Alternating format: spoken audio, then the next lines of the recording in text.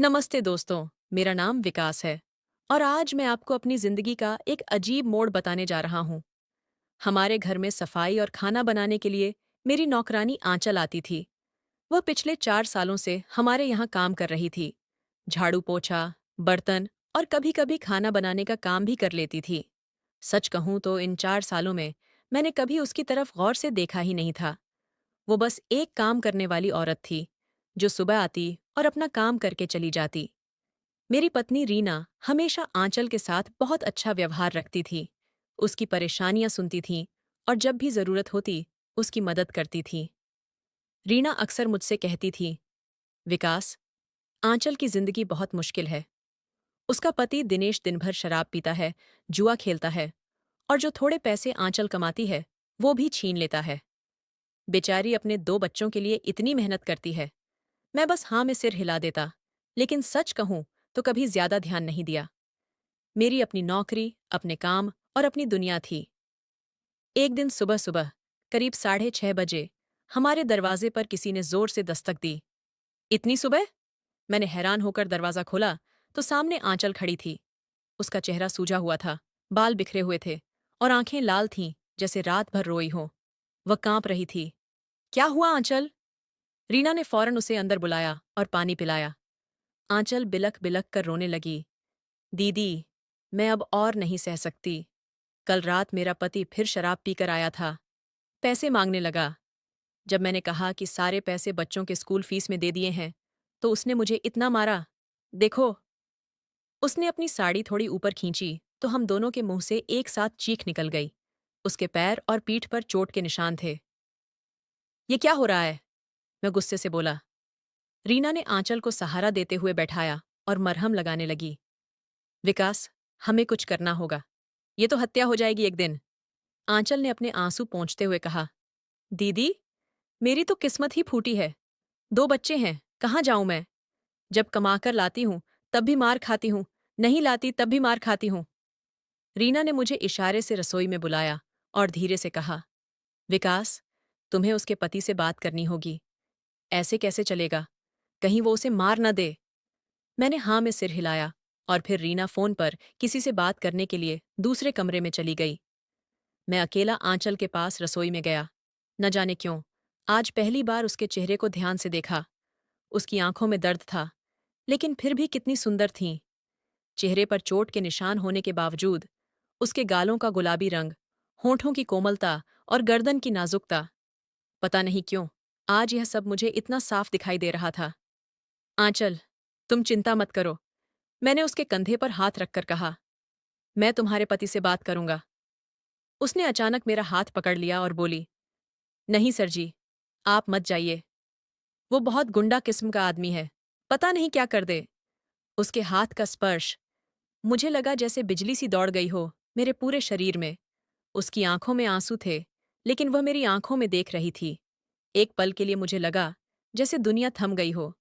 आंचल, तुम्हारे साथ ये सब इतने सालों से हो रहा है और तुमने कभी मदद नहीं मांगी। वह मुस्कुराई, एक दर्द भरी मुस्कान। सर जी, आप कभी मेरी तरफ देखते ही नहीं थे। मैं क्या बोलती? उसके इस वाक्य ने मेरे अंदर कुछ हिलाकर रख दिया। क्या सच में मैं इतना अंधा था कि इतने सालों से उसके दर्द को देख ही नहीं पाया? या फिर मैं मैं समझ नहीं पाया आंचल।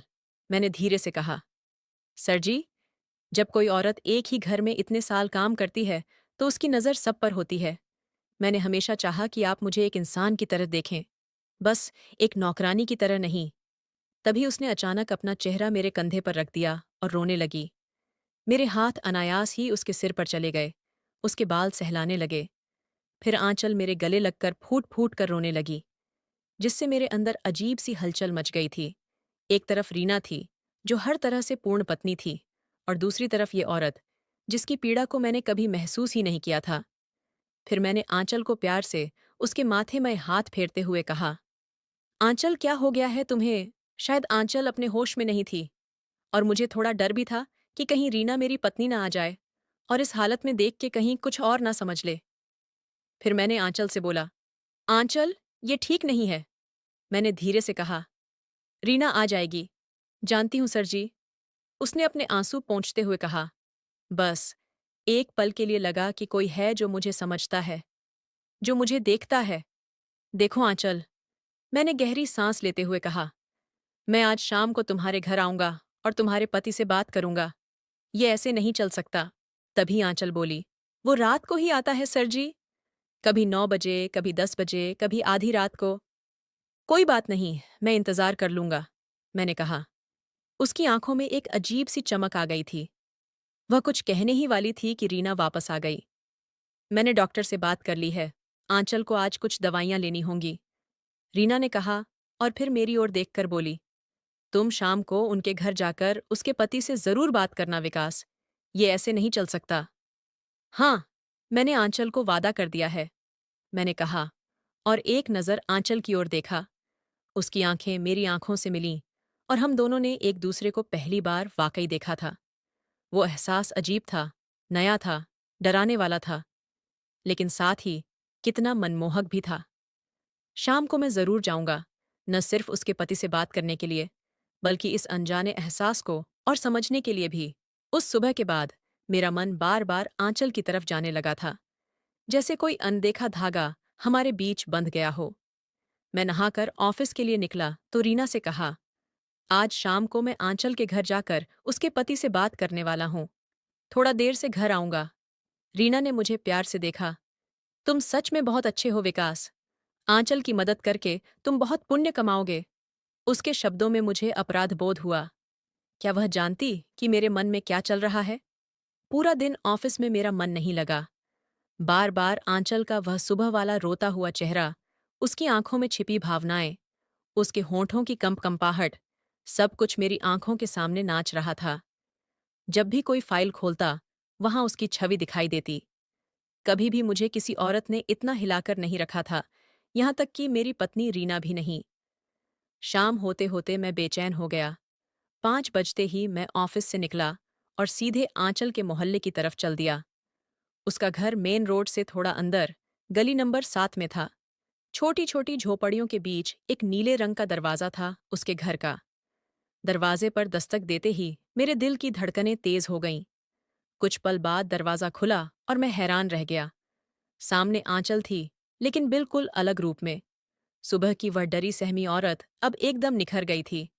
लाल रंग की साड़ी पहने, गले में कांच के मनके की माला, माथे पर छोटी सी बिंदी और होंठों पर हल्का लिपस्टिक।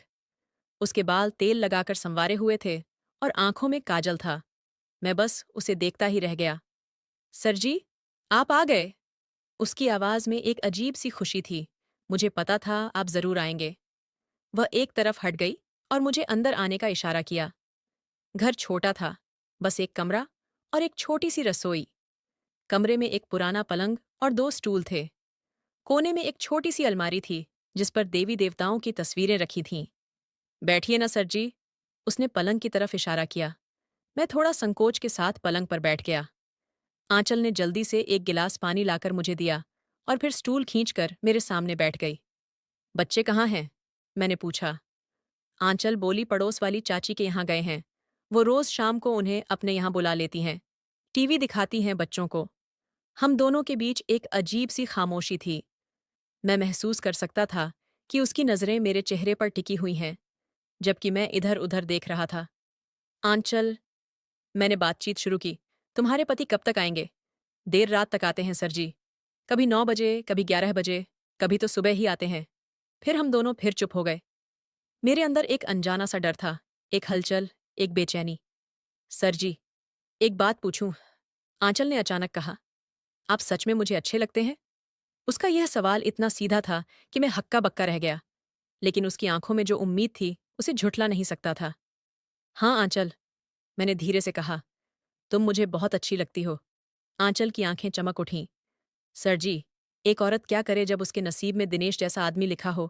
दिनेश देर रात तक शराब पीकर आता है और 5 मिनट में ही थक जाता है, और मैं ऐसे ही तड़पती रहती हूँ। रीना दीदी कितनी खुशनसीब हैं, उन्हें आप जैसा पति मिला। और तुम्हें? मैं रुक गया। मुझे? वह हंस पड़ी, लेकिन उस हंसी में कितना दर्द था। मुझे तो वो मिला जिसका बस शराब से प्यार है। सुहागरात को भी वो इतना पीकर आए थे कि मुझे देखते ही बेहोश हो गए। कभी मुझसे प्यार से बात भी नहीं की। मेरे अंदर एक अजीब सी गर्मी भर गई। मैं उससे नजरें मिलाने की हिम्मत नहीं कर पा रहा था। एक बात पूछूं? मैंने हिचकते हुए कहा। पूछिए सर जी, उसने कहा। अब तो आप और मैं में कोई पर्दा नहीं रहा। क्या क्या तुमने कभी किसी और से रिश्ता बनाया है? आंचल ने गहरी सांस ली और कहा, अब आपसे क्या छुपाना सर जी। जब पति से प्यार नहीं मिलता तो औरत का मन डोलता है। मेरे मामा का लड़का सतीश है। वो जब भी गांव से आता है तो मुझसे मिलने जरूर आता है। कभी कभी जब मेरा पति बाहर होता है तो उसकी बात सुनकर मेरा चेहरा गर्म हो गया। न जाने क्यों मुझे जलन सी होने लगी कि आंचल किसी और की भी है। लेकिन सर जी, वह थोड़ा आगे आकर बोली, अब उसकी भी शादी हो गई है। वो बहुत कम आता है। और फिर मुझे कभी उससे वो प्यार नहीं मिला जो मैं चाहती थी। क्या चाहती हो तुम? मैंने धीरे से पूछा। बस इतना चाहती हूं कि कोई मुझे प्यार से देखे, मेरी तारीफ करे, कहे कि मैं सुंदर हूं, मुझे महसूस कराए कि मैं सिर्फ काम करने वाली औरत नहीं हूं। आंचल की आंखें नम हो गईं। सर जी, जब से आपके घर काम करने आई हूं, तब से मन में एक उम्मीद थी कि कभी तो मुझे देखेंगे आप। मेरा दिल पिघल गया। सच में, मैंने कभी उसे एक औरत की तरह नहीं देखा था, सिर्फ एक नौकरानी के रूप में। आंचल, मैंने उसके हाथ को थामना चाहा, लेकिन फिर रुक गया। मुझे माफ कर दो। मैंने कभी तुम्हें वो सम्मान नहीं दिया जो तुम डिसर्व करती हो। अरे सर जी, वह उठकर मेरे पास आ गई और मेरे बगल में बैठ गई। आपने कुछ गलत नहीं किया, लेकिन आज आज आपकी नज़र मुझ पर पड़ गई। मैं तो बस इसी पल का इंतज़ार कर रही थी। वह इतने करीब थी कि उसकी सांसों की गर्माहट मुझे महसूस हो रही थी। उसके बाल की खुशबू, उसकी साड़ी से आती हल्की सी सेंट, उसकी आंखों में छुपी वासना, सब कुछ मुझे अपनी तरफ खींच रहा था। मैंने हौले से उसका हाथ अपने हाथों में लिया और अपने होंठों से छुआ। एक पल के लिए वह सिहर उठी। आंचल, ये सब मैं कुछ कहना चाहता था। शश! उसने अपनी उंगली मेरे होंठों पर रख दी। कुछ मत कहिए। मैं जानती हूं ये सब गलत है। आप किसी और के हैं, मैं किसी और की। लेकिन क्या हम सिर्फ आज का दिन अपना नहीं बना सकते? मेरे अंदर एक संघर्ष चल रहा था। एक तरफ रीना थी, मेरी वफादार पत्नी, और दूसरी तरफ आंचल, इतने सालों से मेरी तरफ प्यासी नजरों से देखने वाली यह औरत। तभी मेरे अंदर कुछ जागा। नहीं, ये सही नहीं है। मैंने अपने आप को संभाला और धीरे से उसके हाथ को छोड़ दिया। आंचल, ये सही नहीं होगा। अभी नहीं। उसके चेहरे पर निराशा के भाव आ गए। आप आपको मैं अच्छी नहीं लगती? नहीं, ऐसी बात नहीं है, मैंने जल्दी से कहा। लेकिन यह जगह, ये समय, तुम्हारे बच्चे कभी भी आ सकते हैं, तुम्हारा पति भी। आंचल के चेहरे पर थोड़ी राहत दिखी। तो फिर मैं कोई इंतजाम करूंगा, मैंने धीरे से कहा। ऐसी जगह जहां हम दोनों बिना किसी डर के मिल सकें। आंचल की आंखें चमक उठीं। सच में सर जी, आप ऐसा कर सकेंगे? हाँ, मैंने कहा। हालांकि मेरे अंदर अभी भी द्वंद्व था, लेकिन अभी मुझे तुम्हारे पति से बात करनी है।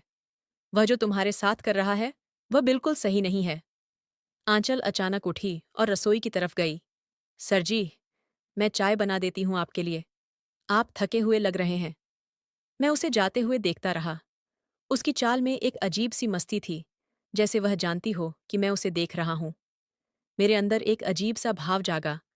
कहीं न कहीं मैं चाहता था कि उठकर उसके पीछे जाऊं, उसे अपनी बाहों में भर लूं, उसके होंठों का स्वाद लूं। मैं अपनी सीट से उठा और धीरे से रसोई की तरफ बढ़ा। आंचल चाय बना रही थी और उसकी पीठ मेरी तरफ थी। मैं उसके पीछे जाकर रुक गया। सांसें तेज हो गईं। लेकिन फिर मुझे होश आया। नहीं, यह सही नहीं होगा। अभी नहीं, यहां नहीं। मैं वापस मुड़ा और अपनी जगह पर आ गया। कुछ मिनट बाद आंचल चाय लेकर आई। उसने मेरे हाथ में प्याली थमाई और फिर मेरे सामने बैठ गई। सर जी, उसने आंखें झुकाकर कहा, आप मेरे लिए क्या सोचते हैं? मैंने चाय का घूंट भरा और कहा, आंचल, तुम बहुत खूबसूरत हो। तुम्हारे साथ जो हो रहा है वह गलत है। मैं तुम्हारी मदद करना चाहता हूं। बस मदद? उसने शरारती अंदाज में पूछा। मैंने मुस्कुराकर कहा, अब भी हम यही कहेंगे। आंचल ने खिलखिलाकर हंसते हुए कहा, आप भी ना सर जी। अच्छा, अब मैं आपकी हो गई हूं। आप जहां कहेंगे मैं वहां आ जाऊंगी। अब आप ही मेरे सब कुछ हैं। फिर आंचल ने धीरे से मेरे कान में कहा, सर जी, मैं इंतजार करूंगी। आपका आपके फैसले का, सब कुछ का। हम अभी चाय पी ही रहे थे कि अचानक दरवाजे पर जोर की आवाज हुई। आंचल चौंक गई और उसके चेहरे पर डर की लकीरें उभर आईं। दिनेश आ गया। उसने घबराहट में कहा, शराब पीकर आया होगा। मैं भी थोड़ा सकपका गया, लेकिन फिर संभल कर बोला, घबराओ मत, मैं हूं ना। दरवाजा खुला और एक मध्यम कद का आदमी अंदर आया। उसकी आंखें लाल थीं, बाल बिखरे हुए थे और कपड़े मैले थे। उसके चलने से ही पता चल रहा था कि वह नशे में है। जैसे ही उसने मुझे देखा, उसके कदम रुक गए। शायद वह मुझे पहचान गया था। सा साहब, आप? उसकी जुबान लड़खड़ा रही थी, लेकिन उसे एहसास हो गया था कि कोई बड़ा आदमी उसके घर में है। मैंने गंभीरता से उसे देखा। हाँ दिनेश, मैं विकास हूं। आंचल मेरे घर काम करती है। दिनेश ने जल्दी से हाथ जोड़े और झुककर नमस्ते किया। प्रणाम साहब। आप आप यहां कैसे? उसकी आवाज में डर था। शायद इसलिए कि वह जानता था आंचल ने मुझसे उसकी हरकतों के बारे में शिकायत की होगी। मैंने सख्त आवाज में कहा, तुम्हें शर्म आनी चाहिए दिनेश। अपनी पत्नी को इस तरह मारना पीटना, शराब पीकर उसे परेशान करना, ये कौन सी मर्दानगी है? दिनेश की आंखें झुक गईं। वह कुछ कहने की कोशिश करने लगा। साहब, मैं वो जानते हो आंचल कितनी मेहनत करती है, घर घर जाकर काम करती है, बच्चों को पालती है, और तुम उसकी कमाई पर शराब पीते हो। इसके अलावा उसके साथ मारपीट भी। दिनेश के अंदर का नशा जैसे एकदम उतर गया। उसने घुटनों पर गिरकर मेरे पैर पकड़ लिए। माफ कर दीजिए साहब, मेरी गलती है। मैं मैं आगे से ऐसा नहीं करूंगा। मैंने उसके कंधे पर हाथ रखकर कहा, देखो दिनेश, अगर तुमने एक बार भी आंचल पर हाथ उठाया या शराब पीकर आए, तो मैं सीधा पुलिस थाने में शिकायत लिखवा दूंगा। समझे? हाँ साहब, वह कांपते हुए बोला। मैं कसम खाता हूं, आज से शराब नहीं पीऊंगा। आंचल को कभी नहीं मारूंगा। मैंने आंचल की तरफ इशारा करके कहा, ये तुम्हारी पत्नी है, गुलाम नहीं। इसका सम्मान करो, ये तुम्हारा घर चलाने में मदद करती है।